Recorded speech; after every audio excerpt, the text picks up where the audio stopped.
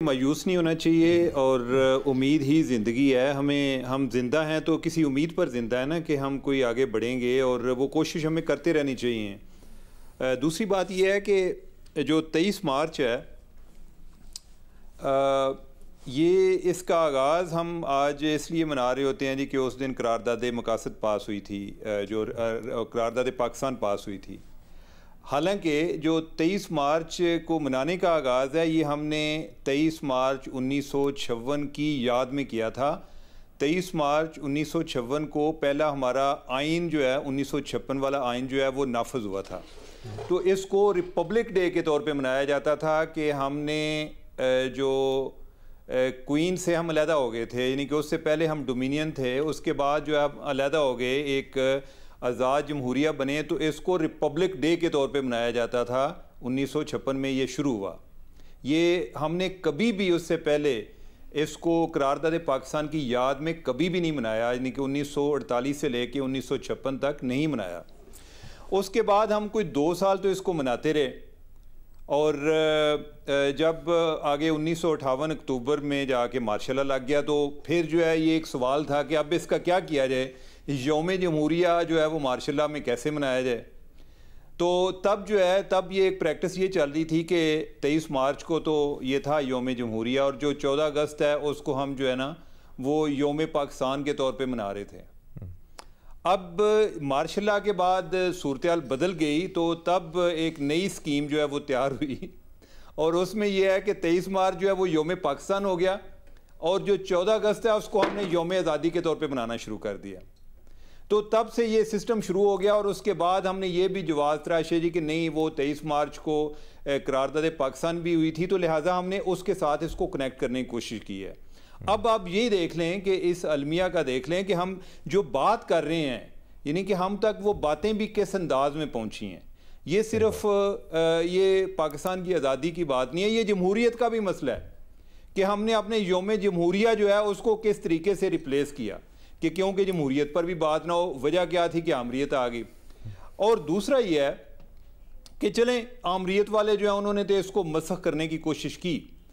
آگے جو ہمارے جمہوری حکمران ہیں، میرا خیال ہے کہ ان کی بھی خبر لینا بہت ضروری ہوتی ہے. ہوتا یہ ہے کہ یہ نا آمریت کی آڑ میں یہ اتنے وکٹم بن چکے ہیں کہ ان کی پرفارمنس آڈٹ کبھی ہوا ہی نہیں ہے کہ یہ کون سا کام کو اچھا کرتے ہیں. انہوں نے کوشش بھی اپنے لیول پر کی تو کتنی کی ہے. اب انہوں نے کتنے مختلف ٹائموں پہ مختلف چیزیں کی ہیں. کیا انہوں نے کبھی اس کو یوم جمہوریہ کا نام دینے کی کوشش کی ہے؟ کبھی انہوں نے یاد دلایا ہے کہ یہ 23 مارچ جو ہے اس کی سیلیبریشن کا آغاز کیسے ہوا تھا؟ کبھی نہیں ہوا. کئی جمہوری حکومتیں آئی ہیں، ہاں یہ ضرور کہیں گے کہ وہ فلاں جو لا ہے نا وہ ہم نے ختم کر دیا ہے، وہ جی ایک آمریت کی نشانی تھی. لا بھی وہ ختم کریں گے کہ جدھر انہیں پرابلم آ رہا ہوگا، جدھر ان کے اپنے اختیارات کا ایشو آ رہا ہوگا. مثلا یہ ہے کہ کہیں کوئی لوکل گورنمنٹ کا سسٹم ہو جائے گا، کوئی پولیس ریفارم کا ایشو ہوگا تو اس کو مشرف کے ساتھ ایٹریبیوٹ کر کے تو ادھر سے نکلنے کی کوشش کریں گے کہ یہ آمریت کی نشانی ہے. اچھا یہ بھی آمریت کی نشانی ہے. یہ جو 23 مارچ کی جو ہم بات کر رہے ہیں، میں نے آپ کو ادھر سے 1956 سے میں نے شروع کرایا ہے، یہ بھی آمریت کی نشانی ہے نا کہ ادھر جا کے ہم نے یوم جمہوریہ کو اپنا یوم پاکستان بنایا تھا، اور جس تناظر میں بنایا تھا اس کا کانٹیکسٹ میں نے آپ کو بتایا. اب اس پر 2009 میں پیپلز پارٹی کی گورنمنٹ تھی. اس ٹائم جو ایک کیبنٹ سیکرٹری تھے ظفر محمود صاحب نے اس کے حوالے سے ایک سمری بھی پیش کی کہ بھئی اس کی یہ بیک گراؤنڈ ہے. تو میرا خیال ہے کہ اب جو ہے جمہوریت جو ہے دوبارہ سے بحال ہو گئی ہے، تو ہمیں یہ چاہیے کہ اس کو یوم جمہوریہ کے طور پہ منایا جائیں، کہ تاکہ ہمارا جو ایک چیلنج ہے، یا ہم جمہوریت کے جتنے علمبردار ہیں، چیمپئن ہیں، تو یہ اس کی ایک یاد دہانی بھی کراتی رہے گی، یہ ایک طرح کا ایک ڈیٹرنس کا رول بھی پلے کرتی رہے گی. لیکن کچھ نہیں ہوا. کیا ہے جی کہ ابھی جو ہے جمہوریت کو ہم بچا رہے ہیں، ہم نے وہ یوم جمہوریہ جو ہے وہ اس کو آج تک یوم پاکستان کی ایک گول مول کر کے منا رہے ہیں کہ ہر بندہ جو ہے اس کا اپنا اپنا مطلب نکال لیتا ہے. تو یہ جو ہے، یہ جو میں نے سارا آپ کو بیک گراؤنڈ بتائی ہے، یہی ہمارے اوورال پورے پاکستان کی سٹوری ہے. ایک کنفیوژن کی سٹوری ہے، ایک ابہام کی سٹوری ہے، اور میرا خیال ہے کہ ہمیں اس سے نکلنا چاہیے. ہمیں اپنی تاریخ جو ہے اس سے نظریں نہیں چرانی چاہیے. جو بھی ہو چکا ہے ماضی میں، جس نے بھی جو کیا ہے، یعنی کہ ہم کسی کو قبر سے نہیں نکال رہے، لیکن یہ ہے کہ جو موجود ہیں ہم ان سے کچھ سبق تو سیکھ سکتے ہیں. جو تاریخ ہے وہ آپ کے لیے ایک گائیڈ ہوتی ہے، وہ آپ کو یہ بتاتی ہے کہ جو حماقتیں آج آپ کر رہے ہیں یا جتنے آپ 30 مارہان آج آپ بننے کی کوشش کر رہے ہیں، اس سے پہلے بھی لوگ بنتے آئے ہیں. اس سے پہلے بھی ان کے اندر بھی اتنا اعتماد تھا، انہیں اتنا ہی زوم تھا کہ ہم جو ہے یعنی کہ ہم اپنے مقاصد میں کامیاب ہو جائیں گے. لیکن وہ شاید اپنے مقاصد میں کامیاب ہوئے ہیں، پاکستان آگے نہیں بڑھ پایا.